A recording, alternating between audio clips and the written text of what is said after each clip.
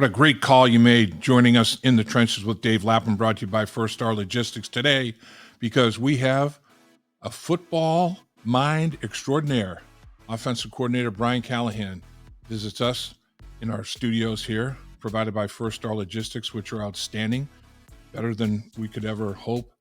Brian Callahan was outstanding. He was better than we could ever hope as well. He talked about the victory against the Seattle Seahawks. He talked about what they're doing in terms of self-scouting, things they need to improve on. He talked about his little time he's going to spend down in Florida during the bye week recharging batteries. He talked about the San Francisco 49ers, both defensively and offensively from his perspective. So there's a lot of meat on the bone in this particular episode of In the Trenches with Dave Lapham, brought to you by First Star Logistics. Just like there's a lot of meat on the bone for the Cincinnati Bengals football team after the bye with 11 games to go. They have not come close to playing a complete football game yet. Offense, defense, special teams, all performing at a high level on the same page. Not even close yet. When it happens, look out.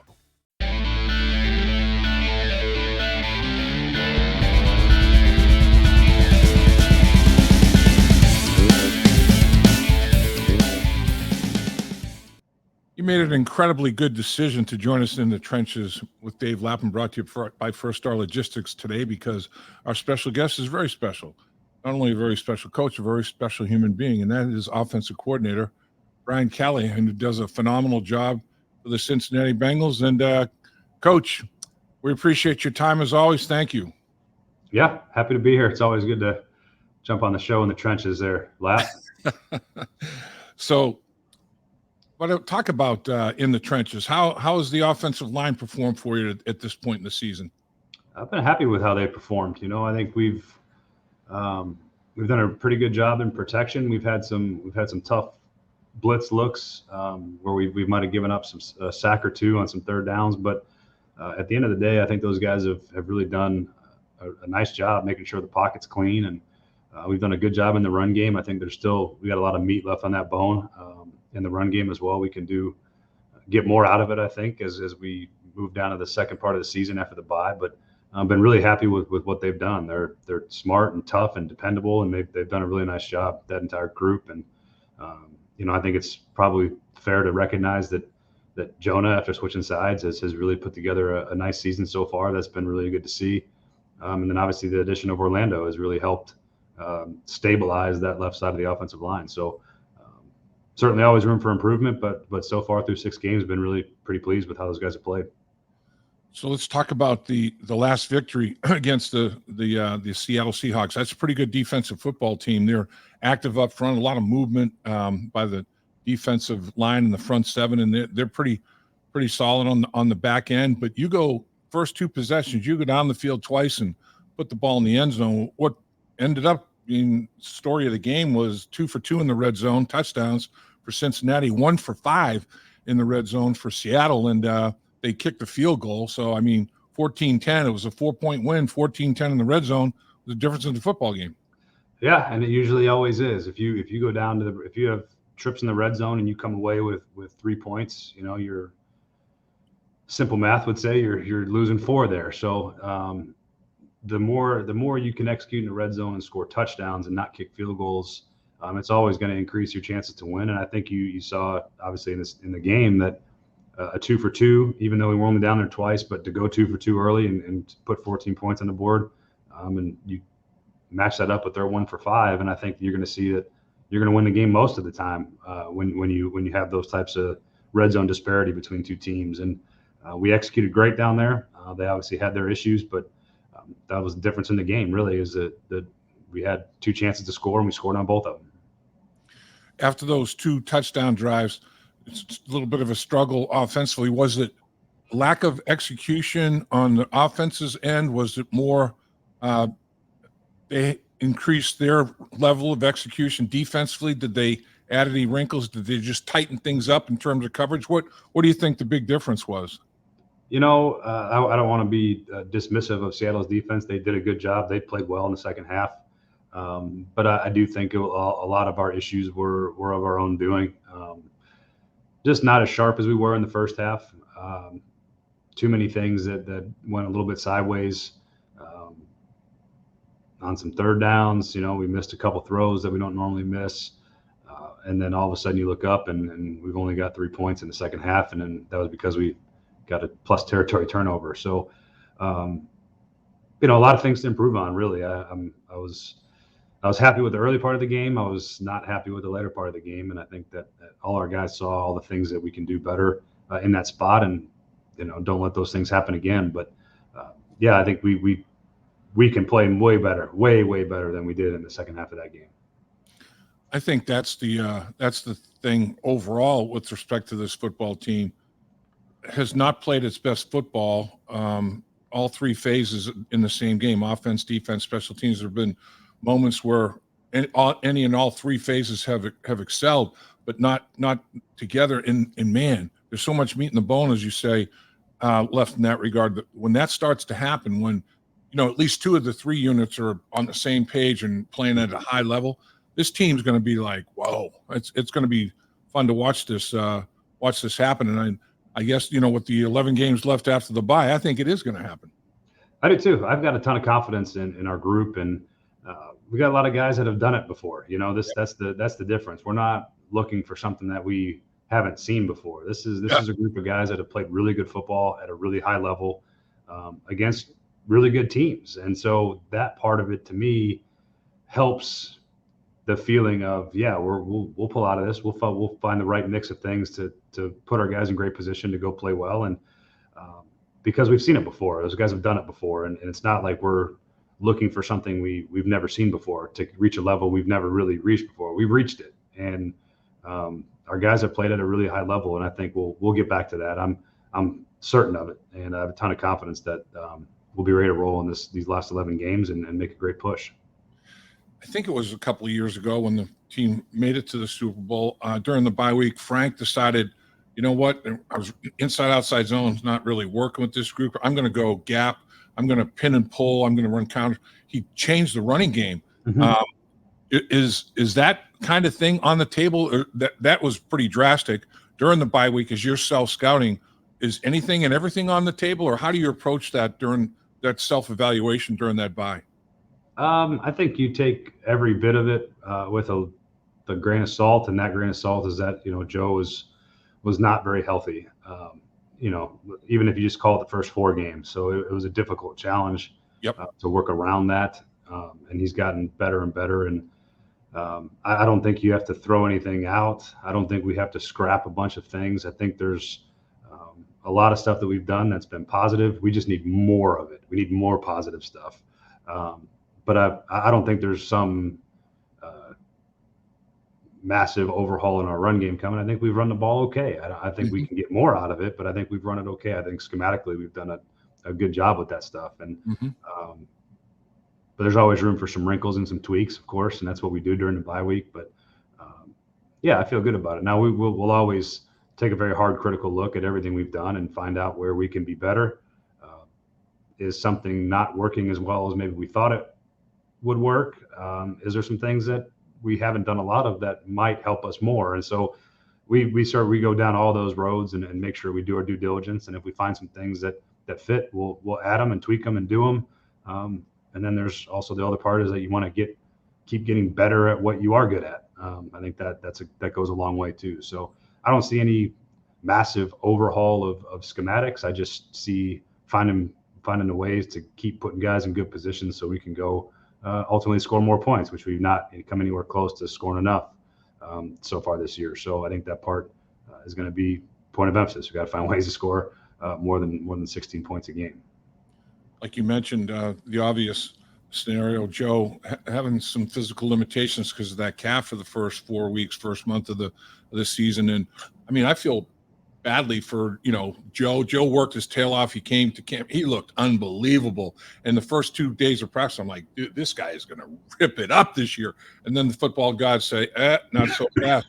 And it put all the work you guys did and the new things you were going to unveil and different wrinkles and all that sort of thing. All of that gets put on hold because your quarterback is limited from a mobility standpoint. You have to can't do this, can't do that. We were hoping to do this, hoping to do that. But now is it like almost like a second opportunity during the bye week to say, "Ooh, our quarterback's getting back. Maybe we can reintroduce some of the things we were going to work on and real hard in training camp and get going in the early stages of the season." It's almost like you had the mini season and you still end up 3-3, and now you're still in position to make a run with some of the stuff you had hoped you could do earlier. Yeah, I think that's the beauty of our team at this point is we fight and scratch and claw for every possible inch we can take, and our guys play incredibly hard.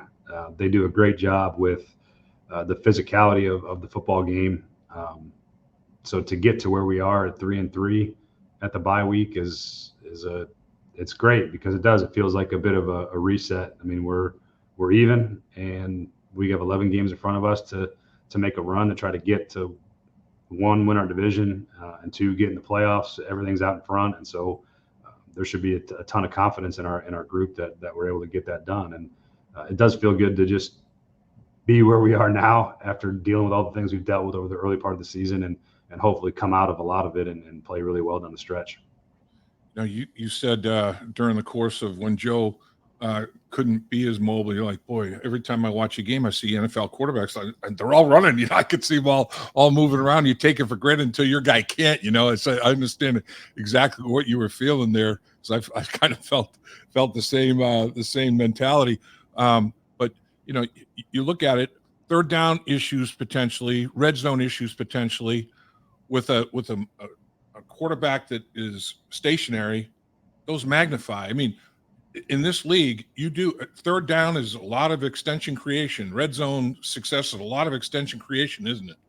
Well, you've seen the last 2 weeks. I mean, our touchdowns in the red zone have all come on some version. 3 of them have come on playing off schedule. I mean, he's throwing the ball with over 3 seconds after the ball's been snapped, and that's how you win in the red zone. Sometimes you need that. The coverage is tight. Everything happens fast. There's not a lot of field to defend. You can be really aggressive, and the ones that win are the ones that can create. And that Joe's as good as anybody doing that when it's time to do it. Now, he threw a great on-time ball to TB for a touchdown. That was, if you can toggle between those two things of being great on time and throwing with anticipation versus knowing when you have to hold the ball and extend it, then chances are you're going to be pretty good in the red zone. And I think he's been really pretty fantastic over the last 2 weeks down there, and that's a large reason why we've won, the last 2 games. Sure.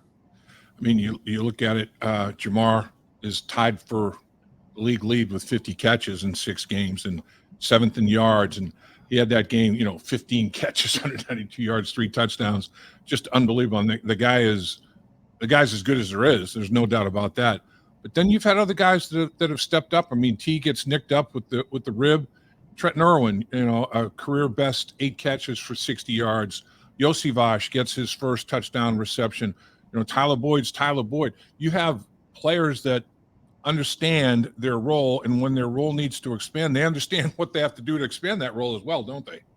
That's an important part of an NFL season is you rely on your depth at a lot of positions over the course of 17 games, and those guys have to be ready to play. And to their credit, whenever they've been asked to step up and do something, they've stepped up and made plays, and that's great. That's what you build a roster for. That's why you have the players you have waiting in the wings for their opportunities. And so it's good to see. It's good to see when guys make the most of opportunities, and we're going to continue to need guys to step up. I mean, even Cody Ford goes in there for a whole almost quarter and a half in the Seattle game, and that part was good to see. I mean, we're going to need all the guys here probably at some point to play in some way, shape, or form, and it's always good to see guys step up and make plays when their number's called.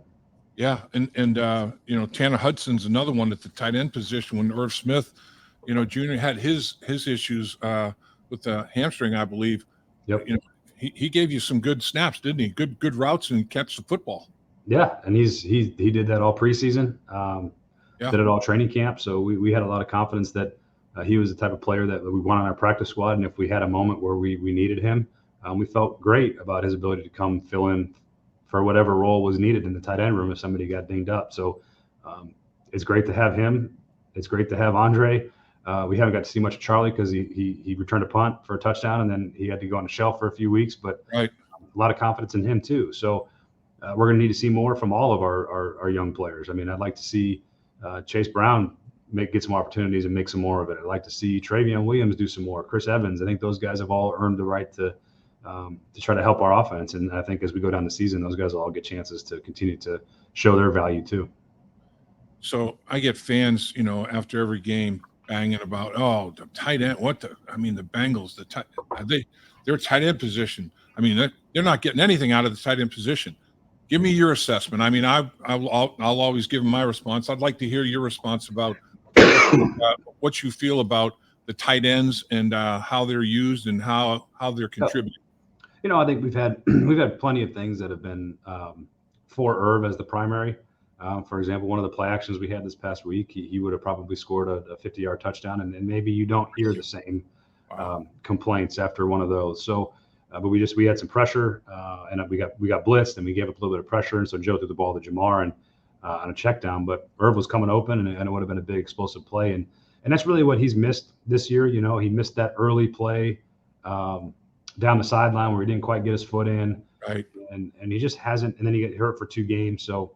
His production is probably not where he expects it to be, nor where we expect it to be. But there also hasn't been a ton of opportunity, and so, I think that comes. I think you have to be patient sometimes. He's still only been here for an off season and 6 games, so hopefully that continues to grow for him. But we need more production from the tight end position at the end of the day too.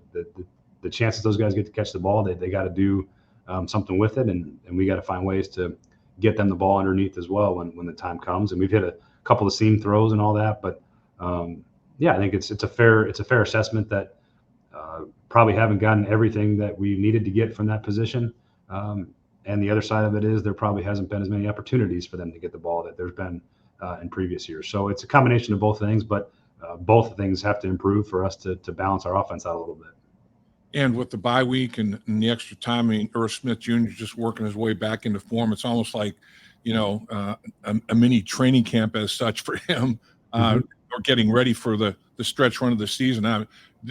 I would not be surprised if he steps up big in some games for you, Coach. I mean, I think he can run routes. He catches the football well. I think he's going to make some plays. Yeah, I'm like I said, I'm confident in our whole group to do that, and it's going to be big for Irv to make the plays when they come to him. Yep. And we're not gonna panic about it. We're not gonna lose our minds, and we'll just keep trying to find ways to get him the ball. So let's talk about the calf. Joe, the last couple of weeks has played at a very, very good level. There's no question about that. Second half of the Seattle game, obviously, I know he probably feels like I can perform much better than that unfolded. But in the first 2 drives, he was slicing and dicing, man. He was slicing them up. And he's never said, I'm 100%, and I can understand why. It's because he's not. He's not going to say he is. But he's getting closer and closer.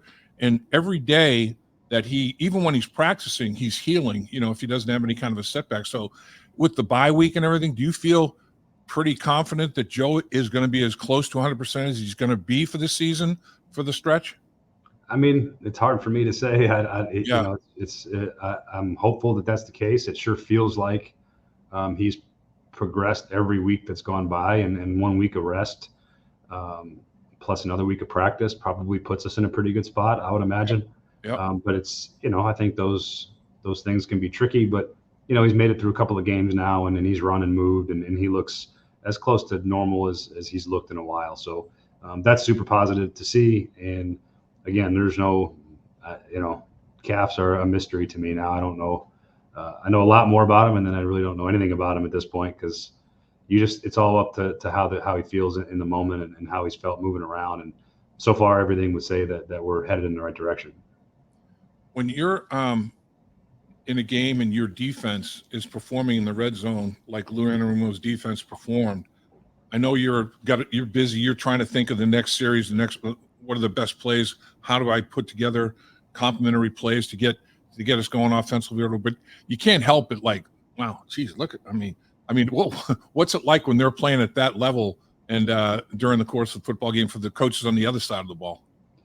It just gives you a lot of confidence that we got a chance to win the game. Yep. And when we're not playing good enough, you feel a little bit more, because I could feel it during the game. If we keep putting them in these spots that they got to climb out of for us, and it's not a great feeling on our side to know that we keep doing that to them. But what an incredible effort for them to just go answer every time that they needed to. And would have liked to ice the game and not give them that last drive down there to go put our defense back out there. But God, it was an impressive effort to see them step up and give everything they had left to go stop them one more time in the red zone. And they do a great job. They're a pain in the ass to play against in training camp in the red zone. And it sure seems like they're a pain in the ass to play against in the red zone if you're another team. So really unbelievable effort by those guys, just pure will and want to close the game out. Awesome. And then obviously schematically with the defensive staff and Lou and those guys, they dialed it up pretty good for them. And it was really, really fun to be a part of, even though I felt really poorly about how we put them in those spots. But boy, did they answer the bell as good as anybody has all year. Yeah, it was amazing. I don't think I've ever seen a better performance in the red zone defense. So that was extraordinary, no question about it. You don't, like you said, you don't have to go back very far to find a very similar situation. And last year, 4-4 after 8 games, and then boom, go run 8 in a row, and then 2 more in the playoffs. I mean, it can happen, and it just happened last year. And there's a bunch of guys that were part of it. So, I mean, I would think that everybody's like, you know what, we had to fight through a lot of things, but hey, we're all right. We're good. We're hanging in there. And the division obviously is competitive as hell. A 3-3 record is the worst in the division. So, but it's only 1 game out of first place. That's how bunched up everything is. I mean, it's going to be an extraordinary 11-game stretch, isn't it? That's what you play for, is to have a shot and be in the mix as the season goes along. And we're in it, and we have to play better than we played to continue to win games. That we got some big ones coming up against some really good teams. But I think Zach always says it, and I believe it too, is that a lot of these early adversities serve you well as you get later into the season. There's a lot of experiences you can draw on, and you're able to climb out of some holes. It shows the resiliency of your team and the determination, the collective will of the team to be able to get to where we are now, given the struggles that we've had. And now we got to put it all together and hopefully not have to draw on those things in the same manner, but you just know that our team's got a lot of confidence that whenever we go out there, we got a chance to win the game just because of how hard they play and all the things that they play well together. So that part, we just got to keep rolling and keep improving and be in it at the end of the year. So the players have been off since Tuesday, but the coaches have been in there doing the self-evaluation and taking a look at the 49ers. So let's talk about maybe 2 or 3 things that you found need the most work when you did the self-evaluation. What is it offensively in your mind that you need to target and focus on improvement? We need to do a better job on third down. It's really been our Achilles heel early in the year, and that sort of takes care of a lot of other problems. When you're converting third downs, your drives are extended. You get more plays. You can run the ball more. You can play action more. Every series doesn't feel so do or die when you're getting more plays out of the series. So that's a big part, and we've taken a good hard look at that and where we can put guys in better spots to have success and where our issues have been. But I would say that's a big part of a lot of the things is just trying to find a way to convert more third downs at a better rate. I think we can be still better in the run game. I think there's more meat, like I said earlier, more meat on the bone there for us to get more out of it. And then I think we need to find different ways to get more guys involved and not just Jamar at the receiver position. So a lot of things we can do better schematically for sure. But that's what we get a chance to do over the next couple of days. And, it's not like you make sweeping changes in 2 or 3 days time, but you have a much better view of where your struggles are and where you need to be better. So when you finish up with that today, you guys are in there kind of like a 9 to 5 kind of thing, which is great because the hours coaches work, I just can't believe it during the regular season. I mean, it's limitless, the hours that you guys put in. Everybody's like, oh man, I worked a 70-hour week. I said, yeah, NFL coaches work about 100-hour weeks. I mean, it is absolutely crazy. So now you get a little time. Yep. What are you gonna do during the bye week, Coach, to kind of rest and regenerate and rejuvenate yourself? I'm gonna head down to Florida with my wife for just a couple of days. Nice. It's always good to change the routine and change the scenery and take a deep breath and just spend a little bit of quality time there. And then, it won't be very long. It'll be short and sweet, but a necessary breather in getting ready for the next 11 games plus, hopefully here. It's a long run from end of October to hopefully into February. So you need to take a break when you get a chance to take a break and recharge the batteries and get ready to roll, man, because it's not going to stop until the end of the season. So it's comes at a good time for us. I think we need it now, both mentally and physically for our team, and I need it too. So I'm looking forward to it. There you go. And wives, NFL wives, we've talked about this before. You observed it with your mother, your dad being in the business for so many years, and your wife doing the same thing. Coaches' wives it's amazing. It's amazing what they do and how they do it. They don't get quite enough credit for or recognition for allowing us to do the job that we do. It's an incredible profession. It's a tough business, but it can't go, and we can't do it the way we do it without the support from them and their ability to make sure everything keeps running while we're working for all these wild hours and make sure the kids are doing good and everybody's doing what they're supposed to do. It's they got a lot on their plates, and most of them they're pretty much saints at this point to be able to deal with all that stuff. So they're rock stars, man. Coaches' wives are a different breed. No doubt, no question. It's a special woman that can fill that role. There's no question. All right, so up after the bye week, it's just the San Francisco 49ers. I mean, I thought this is a juggernaut. I mean, they're second in the league in scoring, first in points allowed, and Cleveland knocks them off. But McCaffrey goes down to injury. Debo with a rib issue, a muscle in the rib area problem. Debo Samuel with a shoulder problem. Trent Williams, who I think is the best offensive lineman in football, has an ankle. They had issues. And that's the National Football League. And hey, Cleveland took advantage and knocked them off. I wish we were the first team to knock them off, but we'll be the second team to knock them, maybe even the third team to knock them off. But they're a good football team. Bottom line, the San Francisco 49ers. I know you've looked at them a little bit in the early stages here. What do you see out of that San Francisco 49er defense, Coach?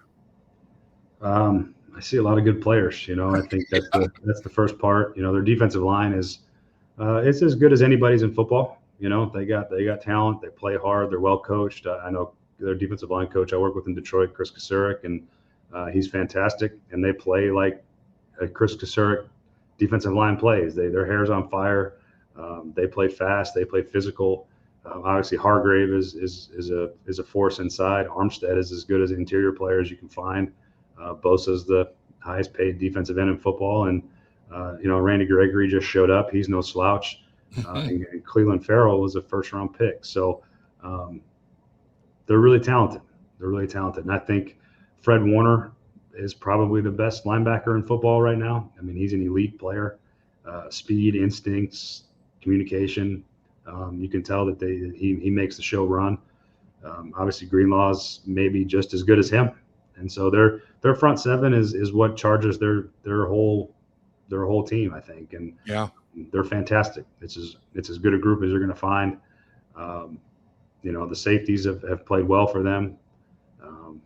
I don't want to butcher 29's name. I'm not good at pronouncing, but he flies around. He's got a little bit of reminiscence of some Troy Polamalu in him. He's a fantastic safety, physical, downhill, fast. So we got a work cut out for us. It's as good a defense as we'll face. It's probably in the same vein as Cleveland, and we can see how Cleveland's defense has shaped up this year. They've been fantastic as well. So got to find a way to score some points against a team that plays really good on defense, and then on top of that scores a lot of points on offense. And they're playing fantastic football, and They got up in Cleveland. Obviously, some injuries maybe affected that some, but Sure. Cleveland played a really good game. They managed it really well. But don't let that fool you. That's a really, really, really good football team that we're about to play in 2 weeks. I'm always impressed by Shanahan's running game. I mean, it's very sophisticated. I mean, they have a different attack on the ground, and that's the one thing too. It's like they can control the clock, with that ground game and the weapons they have offensively. So you go into it thinking, geez, we may only get 7 or 8 possessions here. This is not going to be a 12 possession game for us. I mean, you have to approach it that way, don't you? Yeah, absolutely. I mean, that's part of the complementary part of football is you have to know what you're facing on the other side and what it's going to look like, and you got to be prepared for that style of game. And yeah, their run game's fantastic. I think a lot of it is, they got one of the best tight ends in football. They have certainly the most versatile fullback in football with Juszczyk. They can use him a lot of different ways, and they give defenses a lot of problems. And then again, they scheme very well. It's a well coached unit. Kyle's always been on the forefront of particularly the run game and how to use personnel, and they do a fantastic job. And doesn't hurt that the guy that they're handing it to might be the best player in football currently this year. I mean, Christian McCaffrey he's electric. He can do everything. He can run hard between the tackles. He can get outside. He's got speed. He can run routes. He can catch. He's like a receiver out of the backfield. He's like a receiver when he lines up at a receiver. He's about as good a utility player as you're going to find. That can do really a whole lot of things really well. So, yeah, got to work cut out for us, man. It's going to be a lot of fun, and it's a challenge that you hope for. You get a chance to measure yourself coming off the bye against maybe the best team in the NFC and see where you're at. So, I know you played the position of quarterback. You study quarterbacks. Has Brock Purdy's success? I mean, obviously he's in a great situation. All the reasons being what you just described. I mean, how great the personnel is from top to bottom. But he still has to be able to function at a high level as well. Are you at all surprised how Brock Purdy has developed so quickly? No, not surprised. He was. I think if you just ignore where he was drafted and you just see what he's done as a player in the NFL, he's been fantastic. He plays with. You can tell he's got great toughness. He's got great anticipation. He knows how to play on time and look, he's not a big stature guy, but you watch all the throws he makes. I mean, he makes all the throws. He throws deep to the sidelines. He can throw deep down the middle. He does it all. He's turned out to be the perfect quarterback for that system. And I think he's fantastic. I can't find, there's not one thing I would slight him for. He's got a great cast around him, and he knows how to distribute the ball, and he gets the ball in those guys' hands, and they do a lot of great things with it. But he can make all the throws. He's a really, really good football player.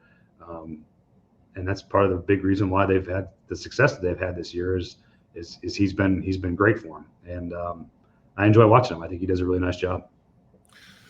Well, I certainly enjoy talking football with you. I could do it all day, every day. There's no question about that, and really do appreciate you, of course, carving time to join us in the trenches, sir. It's always good to be in the trenches, Lap. It's always good to be in the trenches. Enjoy Florida. Have the best trip you've ever had down there, and we'll do. Here's to 11-0 after the bye. Here we go. Yeah, that's the come out firing, and maybe we'll just start with 1-0. We'll go there first. Yeah, we'll go 1-0 11 times. I'll take that all day. Yep. We look forward to another year of In the Trenches presented by First Star Logistics, but we wanted to give you some big news. This season, you'll find our interviews and keys to Bengals victory on In the Trenches in the First Star Media Group YouTube channel, along with our growing team of Joe Goodberry's Bengals on the Brain and Malik Wright's State of the Jungle. Also, the great folks at First Star Logistics have big plans this season with special giveaways each week the Bengals play.